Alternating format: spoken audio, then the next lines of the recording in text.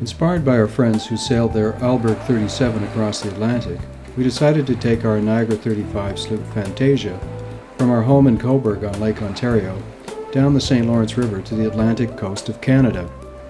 After 5 years of planning, and though not on the level of an Atlantic crossing, we felt it a daring plan to pass out of our idyllic Great Lakes and into real ocean sailing. Armed with a stack of used CHS charts and sailing directions we had purchased from the Alberg couple, the latest digital charts stowed on our laptop, and Phantasia's new below-deck autopilot, we departed on the 8th of August 2006.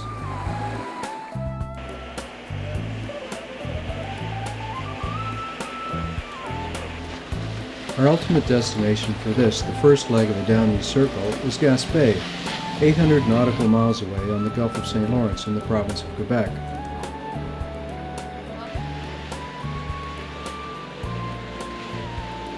The first part of the journey would be easy. Aided by the current, we would pass through the familiar harbors of the Thousand Islands, about 160 miles to the first of the 5 Canadian St. Lawrence Seaway locks at Iroquois, Ontario. After Iroquois, there are 2 U.S. locks, Snell and Eisenhower, 4 more Canadian locks, 2 at Beauharnois, and then the Saint Lambert and Saint Catherine locks, after which you're in Montreal. It's 3:30 and we're in Iroquois. No, we're in Eisenhower. Eisenhower. We were through Iroquois and waiting for the water to drop. Drops about 40 feet, so A lock fills or empties in just 10 minutes. All the Seaway canals, the 7 we will pass through on our way to Montreal, along with the Welland Canal between Lakes Ontario and Erie, and the St. Mary's Canal that links Lakes Huron and Superior, combine to raise vessels more than 180 meters, about 60 stories. With no plans to rush, we had picked out overnight stops near Wolfe Island in the Thousand Islands, Brockville, San Regis outside Cornwall, and then Lac St. Louis near Montreal, about 5 days to cover nearly 300 miles. So it's now noon on the 15th and we're storming along Lake St. Francis here. We're making good time. I think we're getting about 8 knots across the bottom here. And it's a beautiful day. Beauharnois is, I think, about 5 miles further on. And we're here at Beauharnois. And unfortunately, there's no one answering the phone. So looks like we just have to wait until somebody comes and tells us what to do. It's about 3:30 and we're just a little bit of luck. He's waved us through after this ship leaves. He told us we'd have to wait 2 hours, and then he just said as soon as this one clears we're to go through, so that's good. It's 9:30 on the 16th and we're just beside Lachine Rapids in the Canal du Sud, heading for the Saint Catherine Lock. Then there's one more Saint Lambert and we'll be in Montreal.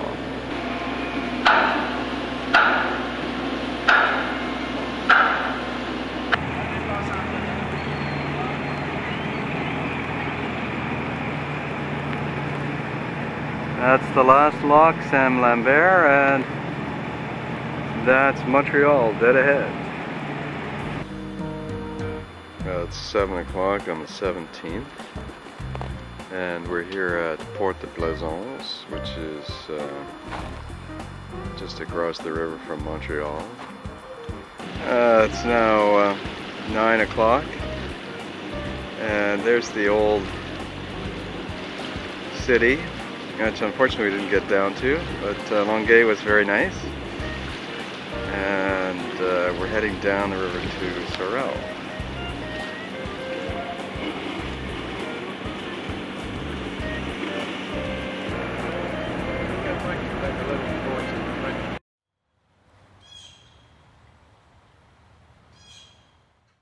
It's about 1:15 on the 17th, and we're just nearing Cirlce. So we're now anchored in the grass eels just east of Cirlce, Quebec. And our friends from France are just going to join us here on, I think it's an Alberg 40. They're going to be headed down the Richelieu River for the winter. It's about quarter after 11 on the 18th, and we are just nearing La Violette, Pont La Violette at Trois-Rivières. So this must be one of the paper mills, the pulp mills right here. Yes. It's 6:15 on the 19th, and we're just leaving Batiscan Rivière for Quebec City. It's 8:15 on the 19th, and we are going through the Richelieu Rapids. We've gained almost 5 knots of speed as the river squeezes through this narrow passage here. It's about 11 o'clock on the 19th, and we're just 10 or 12 miles from Quebec. And the marina's just around the corner here. Oh, it's about 1 o'clock, and we're still just waiting to lock through into Bassin Louise here. Some boats exiting the marina. But it's going to be good, perfect timing. We've arrived here exactly when we wanted to.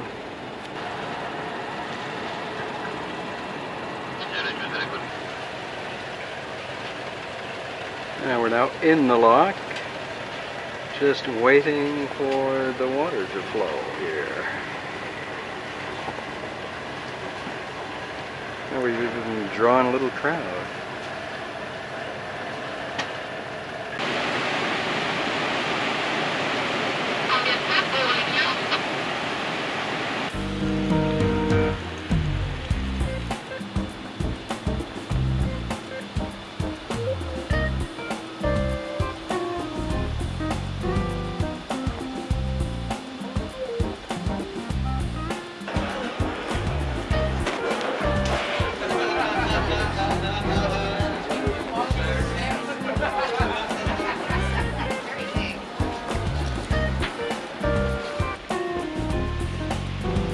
This is the view up the Saint Laurent from the Chateau de Frontenac.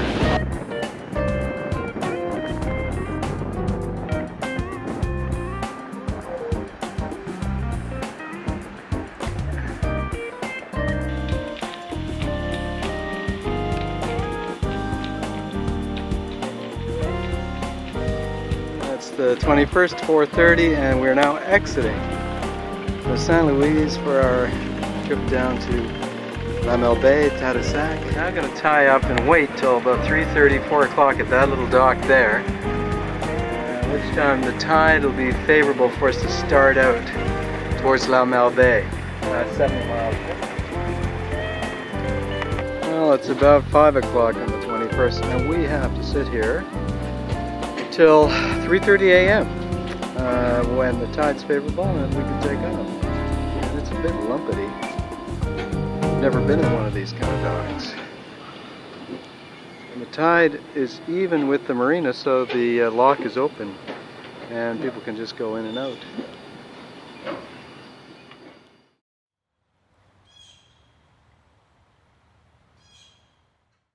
It's about 3:45 in the morning on August 22nd, and we are leaving Quebec City bound for La Melbaye and Tadoussac and Gaspé.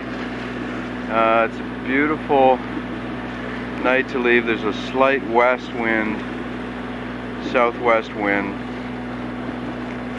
and we're losing a knot to the tide right now as we head out the river, but that should change in an hour or so. Well, we've survived 2 hours in the dark leaving Quebec City. It's about 5:30 on the 22nd, and we're just rounding Ile d'Orléans.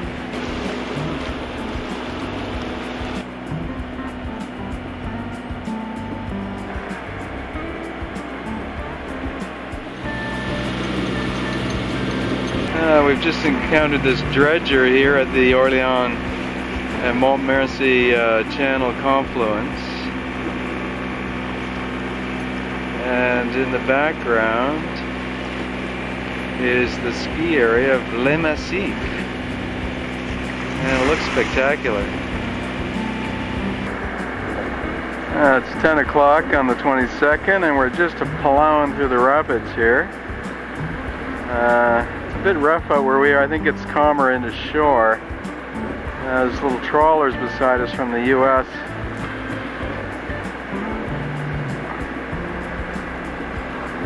And we're now here at Ile-Coudray. So we're making good time to La Malbaie. It's about 11 o'clock on the 22nd. And we have a very nicely painted up CNC 41 just came up beside us. It's now about 10 to 2 on the 22nd, and we're in La Malbaie, nearing Cap La Gare, and we're just going to phone in to see if they have a slip for us. The tide's changed and it's against us. We're down to just a few knots here.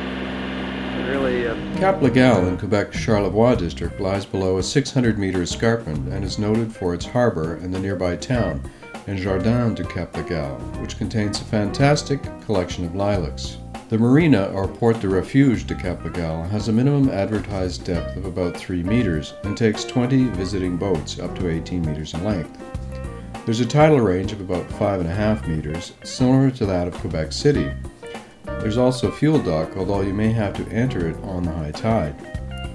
Arriving late in the day, we called the marina on Channel 68, and with some difficulty communicating, at that point in our journey, we did not know how to describe the basics, length, width, and depth of our vessel in French. We got one of the few remaining visitor docks tucked away in a tight corner. There's a small restaurant looking over the harbor that serves excellent regional seafood and Charlevoix produce.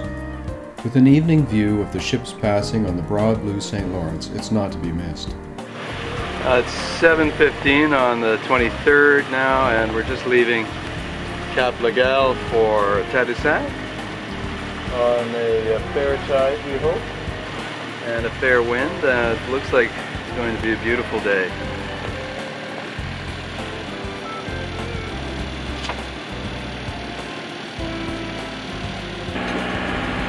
It's about, let's see, 8:30 on the 23rd. We're just passing Pointe aux Rochers, Cap au Saumon.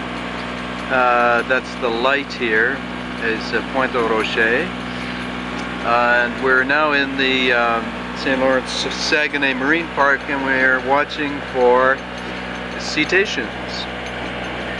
You can't go within 400 meters of a beluga and 200 meters of a whale.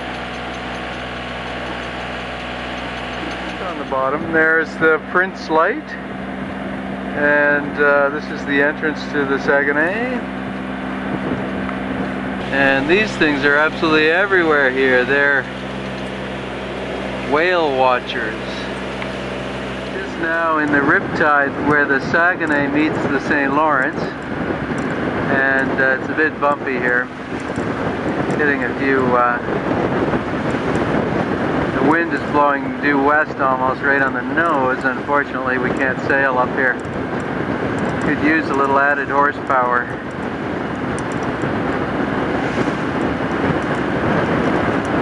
Rapids, and just a little Nordica's just behind us.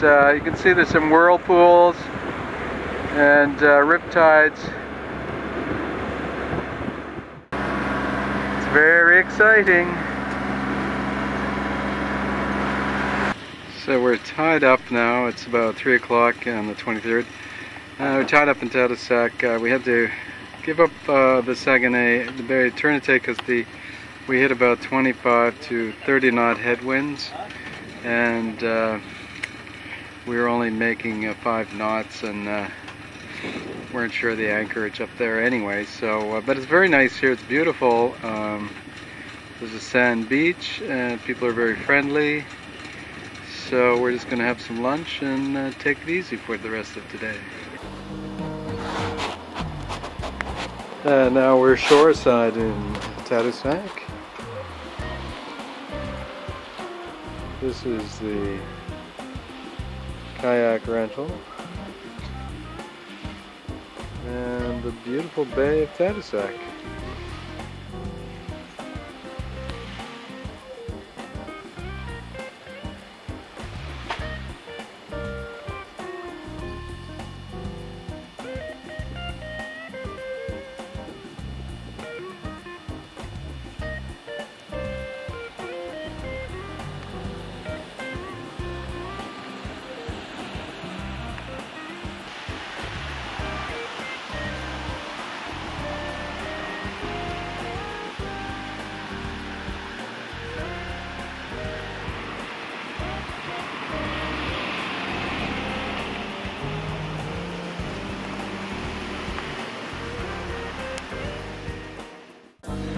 Well, it's about 5:30 on the 24th. We managed to slip our mooring at Tadoussac. We were wedged in between a couple of punters. And now we've got a perfect west wind, flat seas, and we're on our way to Ile de Bic. Here we are, we're doing 10 knots going out the mouth of the Saguenay, and that's the current. You can see there at the buoy.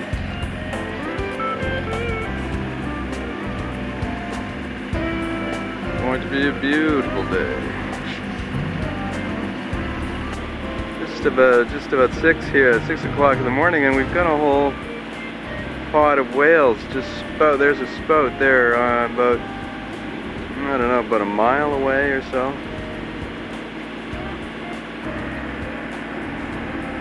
Coming real close. Yeah, he is.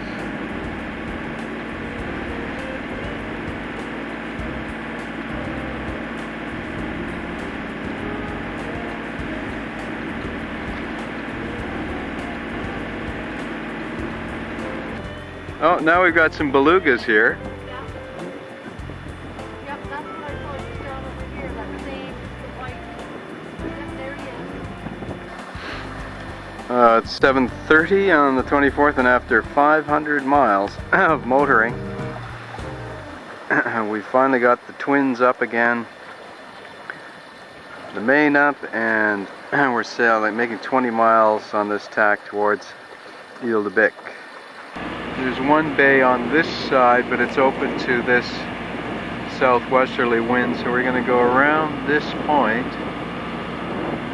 And there's a bay there that should be well protected from the southwest wind.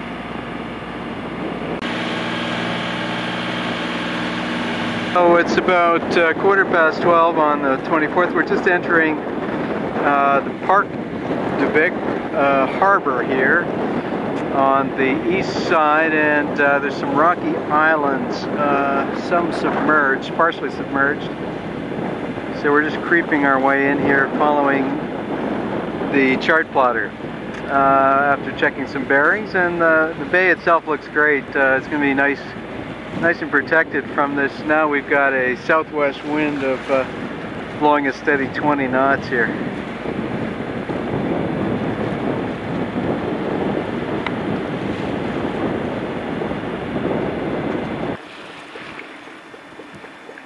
It's about 5 o'clock on the 24th, and it is still blowing 20, 25, 30 knots here at Havre de Bic. But we've got about 125 or 150 feet of chain out in 25 feet of water, and we're doing okay.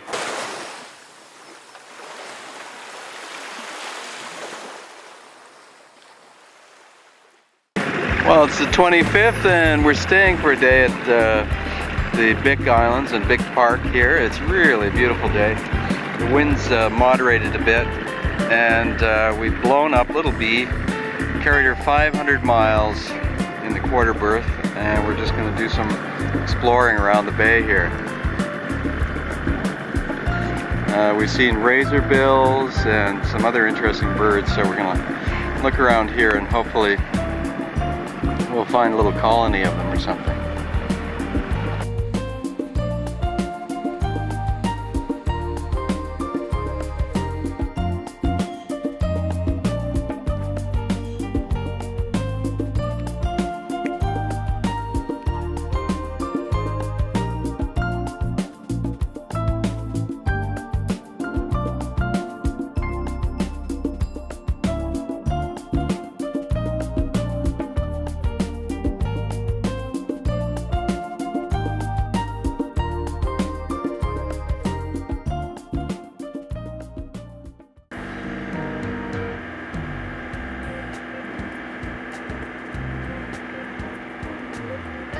It's about 10 o'clock and we're just barging through a whole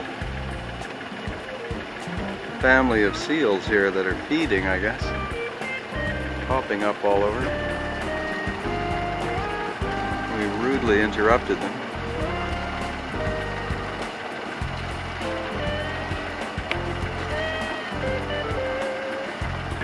It's 10 to 5 on the 26th and we're just about into Matan.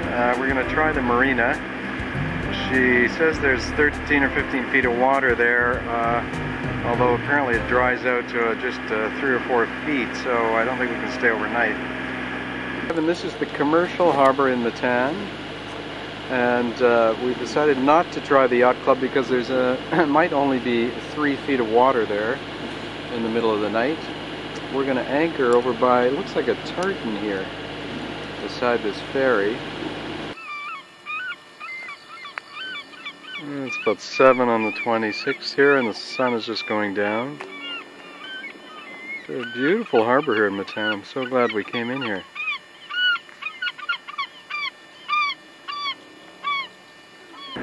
It's about 10 after 9 and we have gone up to the petro can, filled 2 jerry jugs with 44 liters of diesel. We have 27 in the tank, so we think we have enough to get to Gaspé. It's very hard to get fuel in all these small towns now. They don't have fuel docks to buy it from a truck. And we're heading about 45 miles to Saint-Anne-de-Mont. A beautiful day, but not for sailing. That's about 9:30 on the 27th, and we're tied up here at Saint-Anne-de-Mont. But what I noticed here is, if you look very closely,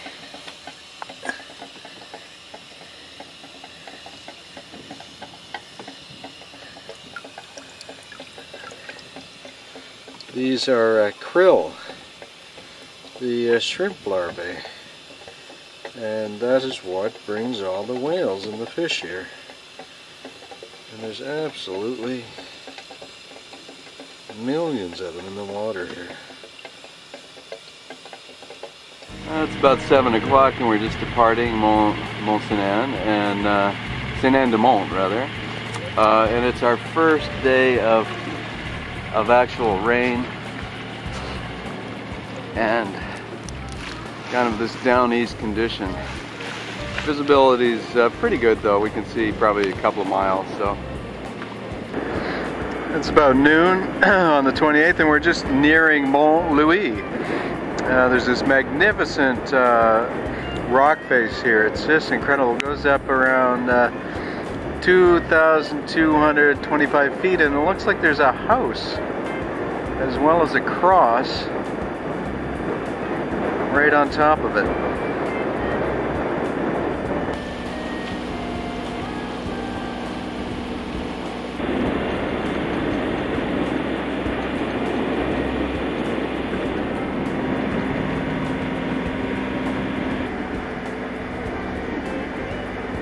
So this is the fleet at Rivière au Renard, the fishing fleet. Petro Canada truck is there. Yes, you can buy fuel, but the minimum is 1,000 liters. So I can see why. So this is the Club Nautique de Forlon. And it's really quite lovely.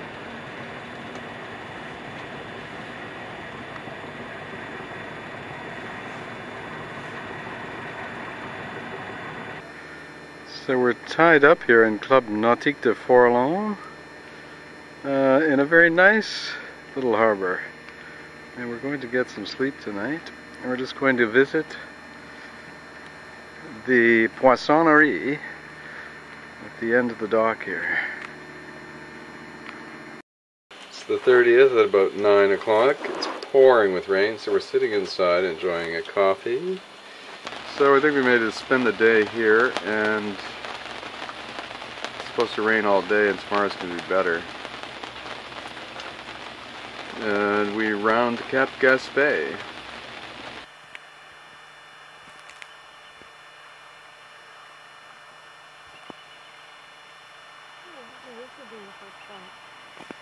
That's lovely, isn't it? It's about 8 o'clock on the 1st of September 2006, and we're just leaving Rivière au Renard after a very pleasant 3 days waiting out the rain. So we want to get around Cap Gaspé in the brilliant sun. One final view of Rivière au Renard. The leaves up on the mountain are turning red, and we're just going to put the main up here because it looks like the wind will be fair. We might actually get to sail all the way to Gaspé.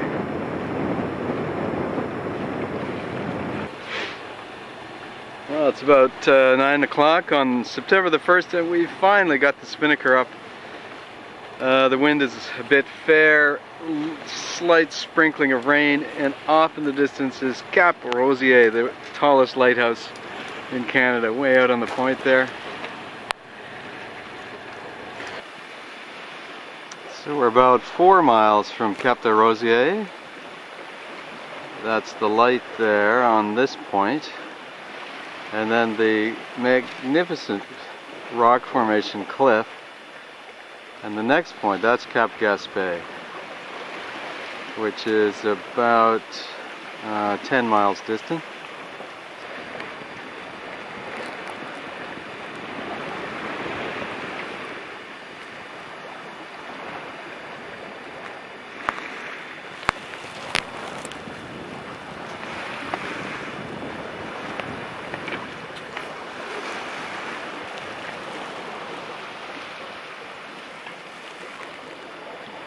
Doing about 8 knots here. We have a 2-knot boost from the ebb tide up till about noon, so that's great.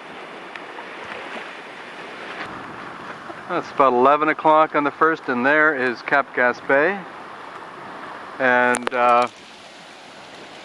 we are just kind of reaching into the shore a bit so we can have a look at this fantastic rock formation. We took the spinnaker down, of course, and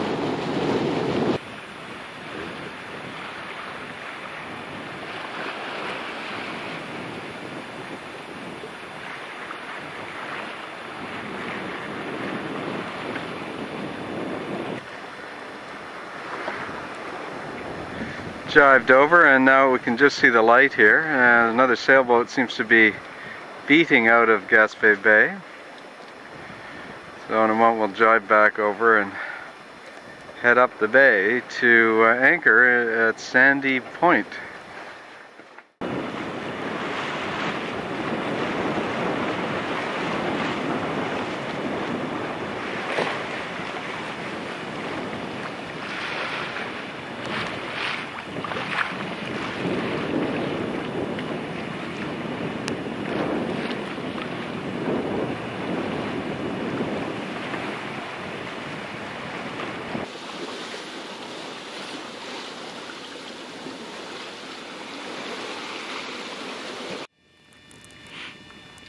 It's just dusk here on the 1st.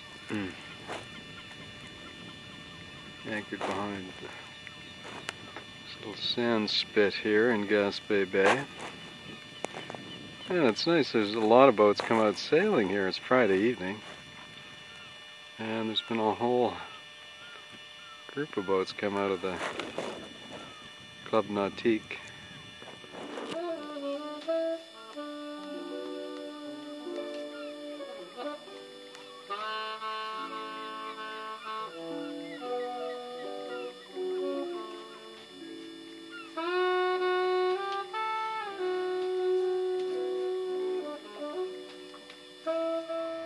It's the 2nd, and we've come ashore to the sand spit after changing the engine oil, the transmission oil, and baking bread this morning. Jane was painting, and it's beautiful here. There's whelks and clams and all kinds of people walking, people bird watching, like this person here.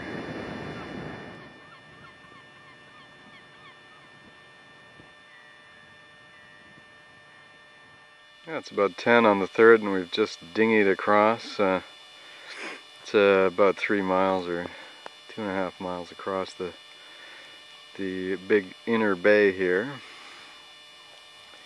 at Gaspé to explore this beautiful beach over here. The winds are forecast to go to 30 knots, so we'll have to be careful and get out of here as soon as the wind starts picking up. An interesting one, this used to be a whaling station here. And it says the lighthouse at Cap de Rosier was actually run on whale oil for the first 20 years it was in service. A cross bell or something.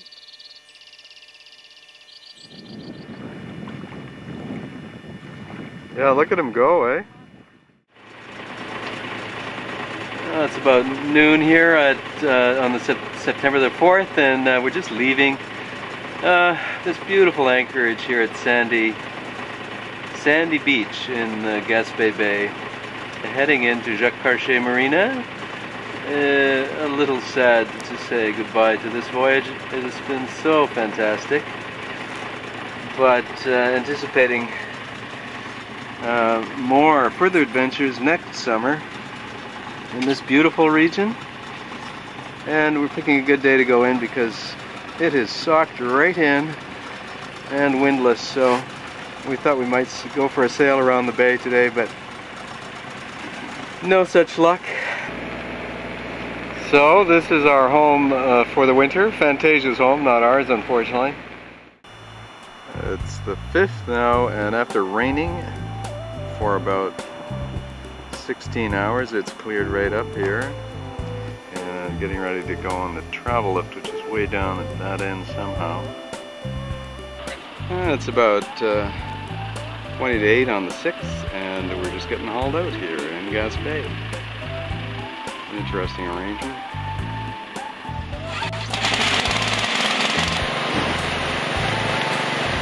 Until next year.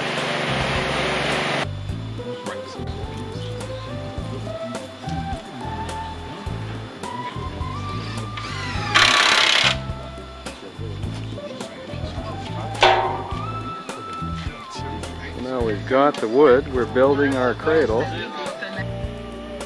That's the 9th of September at about 2. We're just getting ready to board the chaleur to go down to Roc-Percé, and then we go down the south side of the river all the way to Montreal. We have a roomette. It's going to be a lot of fun. And we're already excited about our upcoming journey, continuation on to the Madeleines and possibly up to Grossmore in Newfoundland, certainly to PEI, Nova Scotia, Maine.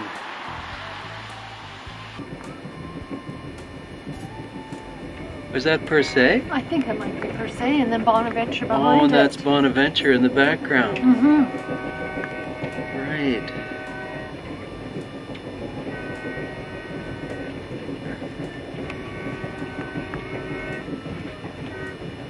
Uh-huh. Oh, Well, that's kind of neat.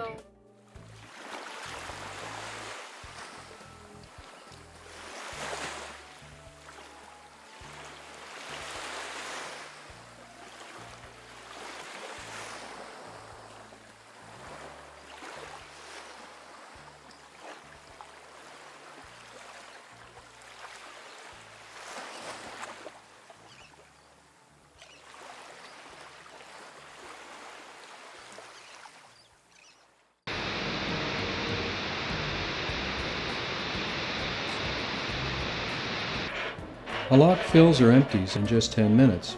All the seaway canals, the 7 we will pass through on our way to Montreal, along with the Welland Canal between Lakes Ontario and Erie, and the St. Mary's Canal that links Lakes Huron and Superior, combine to raise vessels more than 180 meters, about 60 stories.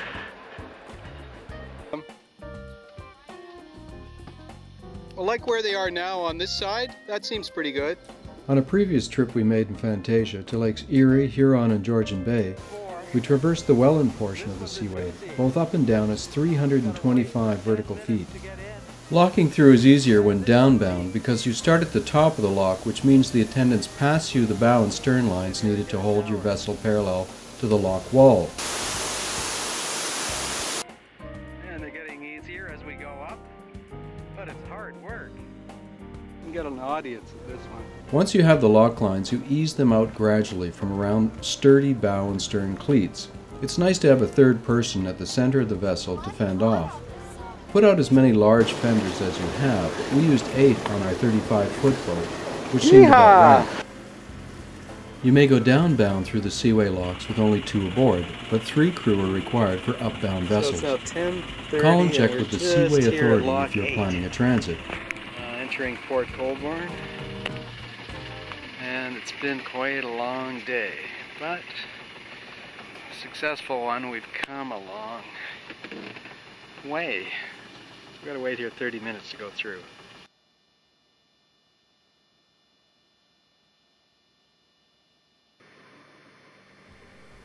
Prior to our voyages up to Lake Huron and down the St. Lawrence, the largest canal we had transited was the 5-mile-long Murray Canal that links the western end of the Bay of Quinte to Presqu'île Bay, which opens onto Lake Ontario. Taking the Murray is the preferred route for boaters heading to the Thousand Islands because it shortens the trip by avoiding having to go around the whole of Prince Edward County, which juts far out into the lake and has no harbors along that lonely 40-mile stretch. The outside route, as it's known to Lake Ontario sailors, can be a long and very rough passage in a small boat mainly outfit for summer cruising. The Murray Canal was proposed as early as 1796, but the Welland Canal was seen as more important, and construction was delayed until 1882. It now sees little commercial traffic, but in the old days would have been used for coal barges and passenger ships. The canal is crossed by 2 swing bridges and an unused railway bridge. The last time we passed through, there was a $2 charge that you deposit in a brass cup the canal master holds out on a long stick as you pass his booth. Like that boat in contrast, when we transited the St. Lawrence Seaway locks, I think the charge was $20 per lock, and we were allowed to pay by credit or debit card. We hope to transit the Panama Canal someday, so the Murray and the St. Lawrence Seaway will have been good training.